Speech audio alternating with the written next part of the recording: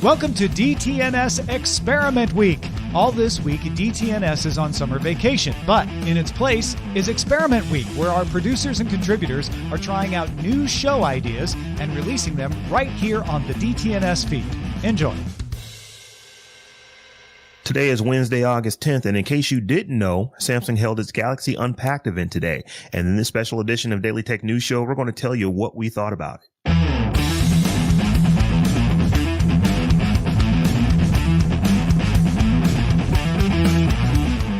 From Columbus, Ohio, I'm Robb Dunewood.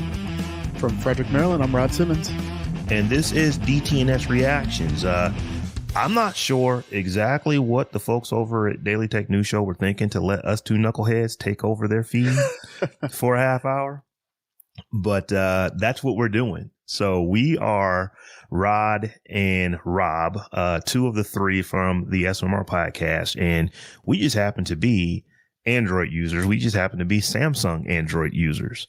So I think the crew over DTNS thought that we would think it was a good idea to kind of, pay attention to the Samsung Unpacked event and just see what's going on and give you our honest reactions to what's going on these new devices that they have coming out. So it doesn't look like they have a whole lot of new stuff coming out. They've just made iterations and some improvements, and some of the stuff looks kind of cool. But we're going to go through it and kind of get everybody's take on, what's just going on with all the new stuff coming out from Samsung. All right, let's do it, man. Basically, this event, there's been news about it. They really didn't announce anything new. As we said, it's just iterations on devices that were already there. So we have a new Galaxy Z Flip 4, a new pair of Galaxy Buds 2 Pro, Galaxy Watch 5 and Galaxy Watch Pro, and the big daddy, the Galaxy Z Fold 4, coming out this year. So I think everything is available for, pre-order today, and this stuff will be available on the 26th of this month. That is correct. That's what I saw as well. So, like I said, it wasn't a lot of net new stuff. It was just making what was, if you looked at anything from Unpacked last year when they announced, the threes, for the Flip and for the Fold, those devices actually were quite a step up from what you had previously seen with the folding devices. You didn't get anything revolutionary this year, with, the Flip or the Fold. But they just made minor improvements that I just are going to, probably bring more people into the Fold. One of the things for me, was, and I didn't mean to use that pun. That pun was not intended. But the Z Fold 4, it's thinner. My issue with it was I always thought it felt like a candy bar. It was just a little bit too thick as far as the thickness of it. But they changed the hinge on the Fold, which I thought was, something that if I ever were to get into a device like this, that's where I would need to happen. I need you to make it a little bit thinner. I need it to be a little bit wider as far as the front screen is concerned. What were your thoughts on I know I'm kind of starting backwards. What were your thoughts on the Fold? You're exactly on what I was thinking. I was like, why is he starting at the end of the event? Because it's funny. They went through the Flip. They went through the Buds, and I think they did the Watch. And then I thought the event was ending. I didn't realize they were going into the Fold. And it's like, they're talking about this hinge. I'm like, new thing. I will say the event, to some extent, and that part was a little confusing. I didn't realize they were going into something new. But yeah, I think it was really interesting how they went from like kind of a typical hinge, which is like a door hinge, like that you see when you hang a door. So more of a sliding hinge. So the previous hinges in the previous Folds, they actually had a gear mechanism in them to allow them to fold and close back without ultimately tearing that screen up in the middle. And because of that, it made the devices a little heavier than what they probably should have been. And it also made them a little bit thicker, but it looks like they have figured out how to actually have, as you said, like a circular sliding type of motion, with this new hinge that really decreases the ultimate thickness of the phone. It also allows the bezels, to be moved out, towards the edges a little bit more. So the bezels are a lot smaller. So, like I said, the issue that I've had with all the Folds before this one was that it just felt like it was really thick, and it felt like when you're holding it, when it's closed, the screen felt kind of narrow. And it looks like they've been able to address that by just the redesign of the, of that hinge. And for me, that there, like I have not been a Fold user. I have tested every single one of them. And it's not for what this thing costs. And we'll get into that in a bit, because they're still very expensive devices. But they did address a lot of things for me. I thought it was too thick. It is no longer. I thought it wasn't wide enough. It is no longer. I thought it was a little bit heavy. It is no longer. So they're getting close. I don't know that I'm, I need to get somewhere and actually test one of these things out, but I don't, so I can't say that I would not use one, but they have addressed a lot of things that would actually get me closer. The price is going to be the killer for me. I think the price on this Joker is $17.99. That's starting. If That's hard. You want to get some memory in there and stuff like that, you could easily push this thing probably south of $2,000. I mean, I run the S22 Ultra. I love the device, and that was expensive. When you're starting to on a phone, you're pushing closer to the $2,000 mark. That's a hard buy-in. Like, again, there are absolute lovers of the Fold. For me, it's too far. It's a little higher in a price than I personally want to pay for a phone. I know for someone like you have really large hands, so this phone, like, the concept of the phone makes sense for you because of the additional screen real estate and what you get. And you could double it as, I don't need to carry, for example, a Galaxy Tab and a phone. I can just have one device that's 2-in-1. See, that is the thing for me. The Z Fold up until this point, and like I said, I need to get my paws on this. I need to physically feel how this Z Fold feels and what it looks like when I'm using it. But before, with the from the 1 to 2 and the 3, I did not feel like they would replace a tablet for me. So when I was looking at the cost, it's like, wait a minute, I'm going to have this ridiculously expensive phone, and I still need to have a tablet. Because when you open it up, you just don't have enough real estate to do tablet-y things. At least from my use case, I felt like it wasn't going to solve a business critical issue. The phone, like I said, it's considerably lighter and it's a little wider. So like I said, I need to touch it. I need to feel it, because I can tell you this. My barber has a Fold 3. It's a nice phone. It's like there's just a couple of, little things. And where it gets me is that for what this thing costs, they need to fix this. For what this thing costs, they need to fix that. I think Samsung has come a long way to, fixing some of those things. The big issue for me, though, is the price. And I don't know that this makes sense for me. And I still have like a Galaxy Tab, in the bag. I'm not sure. I'd have to actually play around with it for a while. Now, what I did like that they added to and I think they did this with both the Flip as well as the Fold, was they improved night photography. So I think while we like to believe all 90% of pictures we take are during the day, often we're in less than ideal lighting scenarios inside of a house, or you might be at dusk trying to take photos and you just don't have good light. So I think some of the stuff they did there, fantastic across all the devices. And I thought so on the S22, what I love is the 100x zoom that you can get to if you desire. What I don't like about it is the ability to do 100x zoom, and you're trying to figure out like how far off am I from my item. And the concept that they said, that I think it was called space zooming, so that when you zoom, it's almost like that you expect on a computer, if you're going to zoom in to like 10,000%, it's like saying, here's a map. Here's where you are on the map, so that when you're zooming in, you know how you need to move the camera lens. So it's like kind of giving you like two views of it, which is fully zoomed out, but then like a dot on the map to say that you're actually when you're fully zoomed in, you're here. So you know that you need to go up or to the right or whatever it is. I thought that from that perspective, I want that on my S22. Yeah, because the thing you have to really think about, both the Flip and the Fold. These phones, they have multiple screens. When you think of the Flip, it's one screen, but it acts almost as two, the top part and the bottom part. When you think of the Fold, it acts almost like two screens, the right side and the left side when you have them opened up. So with that, that zoom, you're able to actually look at one screen and actually very easily see what it is you're trying to focus in on. And then on the other screen, you're actually looking at the zoomed in feature. I thought that was cool. And it's like, oh, wow, I wish you could do that on my phone. You kind of can, but it's not the same as when you actually have one hinged. Let's use that as a segue to talk about the Flip. This device is more practical to me from a cost standpoint, because now you're looking at a device. I believe that the Z Flip is starting at $999. That's still expensive.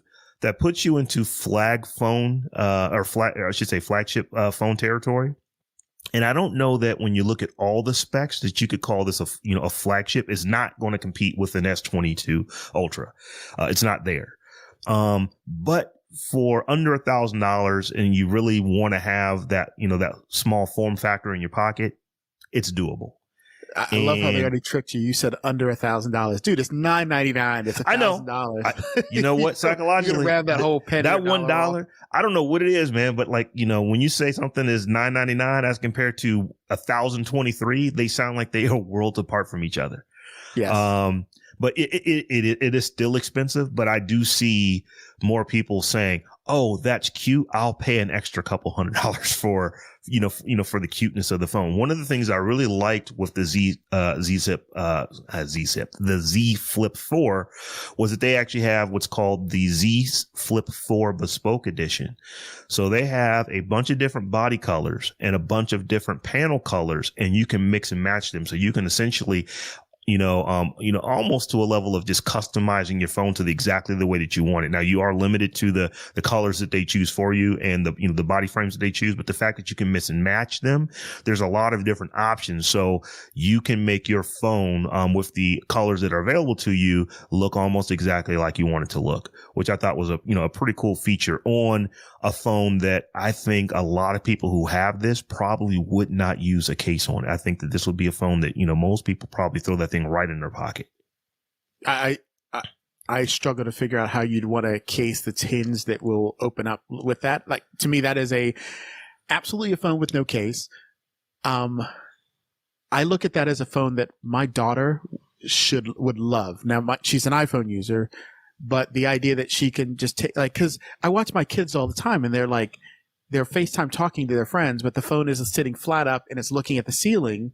Mm-hmm. And the nice thing about the Flip is that you can sit the base of you can fold the phone up so that you can just sit it kind of in front of you. It's almost like it has its own stand, which is, again, I think fantastic. So the thing I really like that they were doing as well is like with the camera, like that if you want to take selfies, rather than using that front camera, which we all know is a terrible camera when you compare in comparison, they're quite good, but just in comparison to the to the rear camera, they're not not as good. You can use that outside screen. I think they call it the cover screen.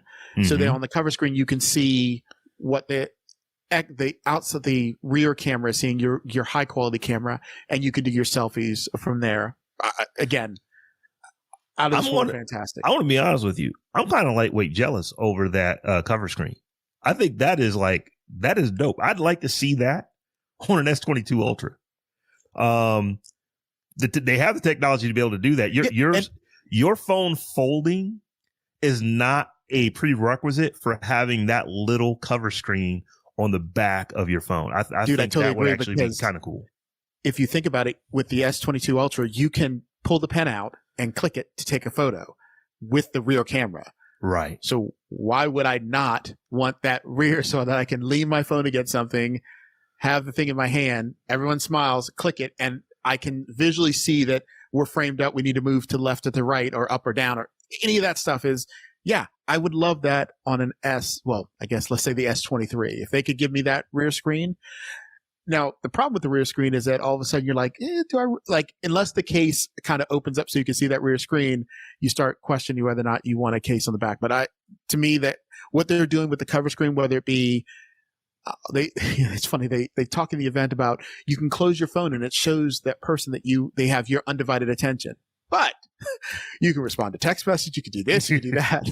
It's like, well, they don't really have your undivided attention if you have all this accessibility. But I do think it's nice that if you're sitting in a meeting and someone texts you, you can kind of see what the text is and quickly respond as much as you can without, like, with either preconditioned response or emojis, without having to open your phone up and denote that you're no longer paying attention to what the person has. I couldn't see the Z Flip being my primary use case phone because I'm not on video chat calls all the time via my phone. I'm on video chat all day long via Microsoft Teams on my computer. But as it relates to my phone, video chatting is I'd like to say a rarity. Now, really quick. I rock two phones. So I have the S22 and I have a Pixel. I could see this replacing my Pixel, which is my work phone, because often I have to do a Microsoft Teams call from my work phone, and it would be really nice just to sit it up there on the desk or table in front of me and use that. Like when I first looked at the Z, this was when they first implemented it. My thought was this is for the Instagram generation. I say a younger generation than I. But the more I look at it, I'm like, I kind of like that. There's a lot of features I could use out of it. I really hope at some point in time Samsung to all their devices brings. If you've ever used a Pixel and you've seen the voice dictation, I'd love to see that come to the Galaxy line devices. That's a whole show right there that we could do if we could just get Samsung to make a completely, a complete Google version of their phone. Just, I don't need any, you clearly are going to need, in the case of the Flip and the Fold, you're going to need their software ultimately to allow those screens to do what they do. So I don't know that we see it there, but just on a, on the Flip, you're right. I'd love that to have a complete Google experience. So one of the things I noticed is that this is coming with Android 12L, I believe it was called. It's not Android 13. Android 13 is literally right around the corner. It's in beta right now, and it is about to come out. So you're going to have these, both of these phones that are coming out, that they're going to have an older version of Android, within a couple of months of Android 13 coming out. Now, we know they're going to get updates. Samsung is really good about getting their phones updated, but that is one of the problems that you have with Android if you're not using Google's own devices, is that it is a fragmented ecosystem as far as operating systems are concerned. You literally can get a flagship phone, and that flagship phone may not run the latest operating system simply because you just have to wait until the OEMs can get it and actually do their magic to make it work with their hardware and all that kind of good stuff and all the testing and everything. So hopefully you'll see 13 upgrades for both of these devices come out relatively quickly. So that it is one of the magical things that you get with the iPhone. So I do want to make sure we touch on the watch and touch on the earbuds. So I have the Galaxy Buds, not Bud Pro. I have the Galaxy Buds, which from an audio quality standpoint, I actually really do like them. Mm-hmm. However, I've tried voice calls with you on those and you're like, I can't understand what you're saying. I can't hear you. So if the Bud Pro 2s will deliver higher quality audio, I'm all in. I absolutely all in. Like, sign me up. I will drop the, 270, 229 or whatever it is they have on the Bud Pros. Cause one thing I want is better audio quality. I'm on flights all the time. So noise reduction or noise cancellation is important for me. Whatever I'm watching, I want better audio quality. I will say, so again, my entire house other than me are iPhone users. And we have an Apple TV, so the Apple TV will be up, you're watching something, and then my wife or one of my kids will open up their AirPods, and you see it. Do you want to redirect audio to your AirPods? And Samsung's bringing that, so you can redirect the audio from your Samsung TV to your Galaxy Bud Pro 2s, and it gives you some of that ecosystem that Apple users tend to really enjoy. So that's something I really did like. Yeah, I saw that because I have a big 85-inch, Samsung TV directly over my right shoulder that beams radiation into my eyeballs when I sit ridiculously close to it. It would be cool when there are times when, I'm over here in the office working, if there's anybody over there that wants to watch TV, they could just throw in their earbuds, watch TV, and it's not going to interrupt me with what I'm doing. Or vice versa. If I have anybody else down here, if my daughter's here doing homework down here, or something like that, I can actually go watch TV and not bother her. So that's just a cool feature.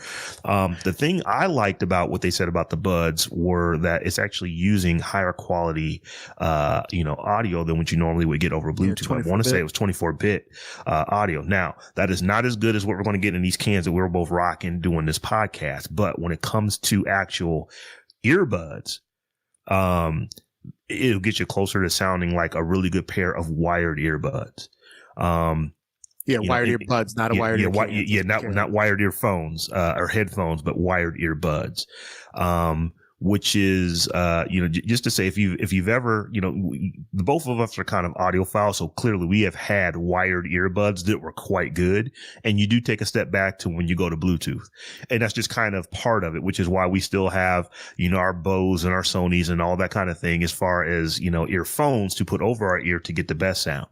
But, it looks like, that Samsung has taken a step up with this 24-bit audio, because that will sound significantly better. You'll get, deeper basses, you'll get, better mids, you'll get, definitely get better highs, on these, Bud Pros, than you would have, without them being 24-bit. I think before they were like 16-bit. So yeah, that was one of the things that kind of made me say, oh, that's different. I'd be interested in those as well. One thing I wonder how it's going to function. They said that you can connect your buds to your TV, watching a game, your phone rings, and they gracefully switch back, which, again, fantastic concept. The question is, when they switch back, does the TV just start blaring loud, or is the TV like kind of muted where it's saying, while I'm kind of connected to you right now, I don't want you to redirect your audio sound through the speakers? Because you could obviously be like in your bedroom, your spouse is sleeping and you're watching TV through your buds, and then your phone rings and you want to quickly take that call, but you want to walk out the room. Last thing you want is when you start taking the call, the TV goes audible, where the whole point of you putting your buds in is because you didn't want it to interrupt. So I'd like to figure out how that actually works. But the other thing I liked is the 360 audio recording. So with the Galaxy Bud Pro 2, one they said is that by using the buds, you kind of get the idea of a multi-channel speaker system around you for listening, but also 360 audio. So if you're got the buds in and you're recording with the concept that you can get distance and right and left and front channel type recording, which, again, I typically, when I start doing video recording on any of my devices, the first thing I do is take my earbuds and I put them in their case. This might be a case where you leave them out. The other thing that I thought they said, which was, I thought super cool, was that you have them in, you're using them, then, and noise cancellation is turned on, you start talking and it says, oh, if you're talking, that must mean you want ambient turned on. So I'm going to turn off cancellation, turn on ambient noise so you can now hear yourself, and I'll gracefully switch back. I'm sold. So I like that. We cannot understate how big of a feature that is, because how many times have you been trying to have a phone conversation? So now you got these things in your ears and you're trying to press buttons on your ears to get them to, allow you to hear yourself, because it's just very unsettling to talk and not hear yourself through your ears, the sound coming in through your ears. So you're pressing buttons and you end up dropping your call. I do that regularly to the point to where, if I can't hear, I just take them out, put them in the case and start talking to you on the headset, because I don't want to lose the call. So the fact that these will automatically recognize that you are talking, we should go to ambient mode. That is a sweet feature. That alone is enough to make me look at these buds, as I do. I am actually in the market for a new pair of earbuds. So these will be a pair that I look at for that feature alone. I'm looking to get to Samsung site so I can pre-order these suckers, because I do think I want these buds. Yeah. The more there it is. Order yes. Get a $75 trade-in credit. Oh my gosh, why is it the click isn't working? Like I click on it and it won't take me to order the daggone buds. So frustrating, Samsung. But yeah, I'm going to get those. Now I do have the Watch 4. Mm-hmm. The Watch 5. I'm not going to upgrade for. I think the main real changes were larger sensors, so it's more accurate. I like that I say more accurate versus heat sensor. Yeah, heat sensor in there now, so it's your body temperature. And better glass, which I've never scratched. The sapphire glass, it's a nice ad, but I haven't scratched my glass face already, so I'm fine with that. I actually got a little screen protector on mine. So I am actually probably somebody who would think about getting one of these new watches. The reason is that you said you have the 4. I have the original Galaxy Watch. Oh, come on, man. You're 4 years behind? 5 years? Yeah, I got the original one. Well, so here's the thing. You can see it. No one, this is a podcast, so other people don't want to see it, but I've bought bracelets specifically for the watch. So for me, it is not really even a smartwatch anymore. It is, it's just like my, my throw on watch that I just wear all the time. Right. And there hasn't been enough features that make me say, oh, let me go and, and spend money on buying something else. Because if I was going to go get a new watch and spend, I probably would be in the, there's 2 watches. Let me just, start another thought here. There's 2. So there's the Galaxy Watch 5 and then the Galaxy Watch, 5 Pro. The Watch 5 is $279. The Watch, Pro is $449. I probably would be in the market for the one that's, $450. So my thought has always been, if I'm about to spend that much money on on a watch, I might as well just spend a little bit more and get me a tag or something like that. Because for me, my smartwatch has not really been a smartwatch. It was just a watch that notified me when somebody was calling. It was just a watch that I could actually, count my steps on. I rarely do those kind of smartwatch things. So for me, there was just no real reason to upgrade from what I had because I was never using the features of the one that I had to begin with. Now this one is that, well, it's a little bigger, because I do like a bigger watch. They got rid of the bezel, which was something that I wasn't a huge fan of on the, on the original one. So I'm like, yeah, this may be, time for me to upgrade 5 years later, because I'm never going to be that person that because a new watch came out, I'm going to get a new watch. That's just not how I roll.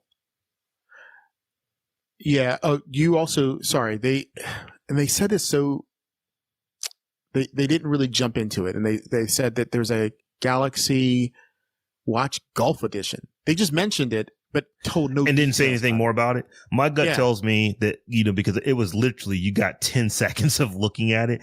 It might just be a different skin, a different color or something like that. I don't think that was really any different than the other ones, other than let's make this one, call it the Golf Edition, and see if you can't sell more. I didn't see any additional feature functionality with that one that you couldn't do on a regular Watch 5 or a regular Watch 5 Pro. Right. Now, I will say, just so you're aware, I said I was trying to order these things. The Samsung site is literally falling over at this point in time. It is a absolute struggle to place an order for literally anything on their site right now. So if I'm definitely going to order the buds, that for me, looking at this event, I'll definitely order the buds, but I'll have to wait a half a day until their site is responsive. Now, if I remember, because we both have, the Galaxy S22 Ultras. And when you got yours through the website, you were having a problem getting to the website back when you got that, didn't you?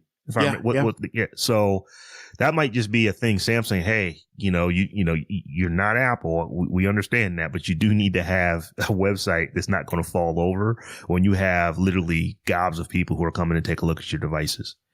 Hopefully people who are, they're not going to be so fickle that they can't get to the website right now and then say, oh, I'll just go buy, I'll go buy an iPhone, when it comes out. But, that is something that they need to work on. I haven't actually tried because I know I'm not in the market for this phone right now. I'm not in the market for this watch right now. So I haven't actually gone and looked. One thing I do want to say about the Fold, I thought that if you, this was something that, should be mentioned. If you do get the Fold through Samsung, and you pre-order it on their site, you get a year of Samsung Care Plus for free. And I think that particularly on a phone that costs $1,800, you want to have some kind of service plan on it, because, you know, you're not just talking about a regular phone. You're now talking about a phone that has moving parts in it that you are going to regularly be flexing. I can just see damage coming to a device like this maybe a little bit more easily than to the phone that you just, you know, the regular, you know, candy bar style phone that you normally use. So I thought that was actually a good offering by Samsung. The fact that they're going to throw in a year of Samsung Care Plus if you buy through their website. Yep. And so just update. I'm actually on Best Buy. I can order the Bud Pro 2 on Best Buy. I can't do the trade-in, which kind of sucks because Samsung was offering for my current Buds. Dude, you better wait, man. You better wait a day. So the one benefit for me and for many people, if they buy directly like with Best Buy, is that I have the Total Tech plan with Best Buy, so it comes with protection. Oh, okay. So I don't have to pay extra for a protection plan. So it's like the trade-off of, should I just buy through Best Buy and get the protection plan, or should I buy through Samsung and go with no protection plan, but I get, you know, money off for doing a trade-in of my current Buds? I'm definitely buying the Buds. That's a done deal. So we're going to go ahead and get ready to wrap up this special edition of Daily Tech News Show, the DTNS Reaction Show. But there was one other thing that has me looking at the Galaxy Watch 5, and that is Google Assistant. It's going to start working in it. I hate Bixby. So you know what? That might be one of the reasons why I just don't use what I have as much as I could use it. I never talk to it. I basically look at it to tell what time it is and to see if I got a message. And every now and again, if I'm walking in the mall, I'll count my steps. That's about it. But the fact that they're putting you'll be able to use Google Assistant on this watch. That's like, I forgot about that. Ding, ding, ding, ding, ding. That is something that makes me want to go and say, it might be time to upgrade, because there's functionality that I would actually use, because I am a huge user of Google Assistant. I have 6 of them actually throughout my house. You know, pretty much every room that I spend any significant amount of time in, we've got one. So the fact that this is now going to actually come to my watch, that would be a reason for me to go pick one up. Yeah, that might be a reason I upgrade my watch. I forgot about that because I don't use my watch for literally any voice dictation because I cannot stand Bixby. Yeah. And even on my phone, whenever I accidentally somehow activate Bixby, I think, can I just give me a Samsung? Give me a way to uninstall this garbage. All I want is Google Assistant. So yeah, I'm with you 100%, Rob, that maybe I might be spending a little more money than I thought. So just to recap everything that came out, once again, we had a Galaxy Z Flip 4 starting at $999.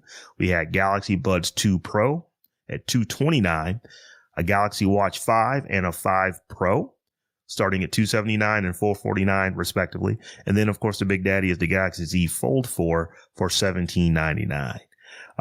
So that's what came out of the Galaxy Unpacked event for 2022. And as I said, nothing new announced, no big revolutionary things, just a lot of little iterations to hardware that, according to last year's reviews, was actually pretty good. So, man, anything you want to add before we go ahead and wrap it up?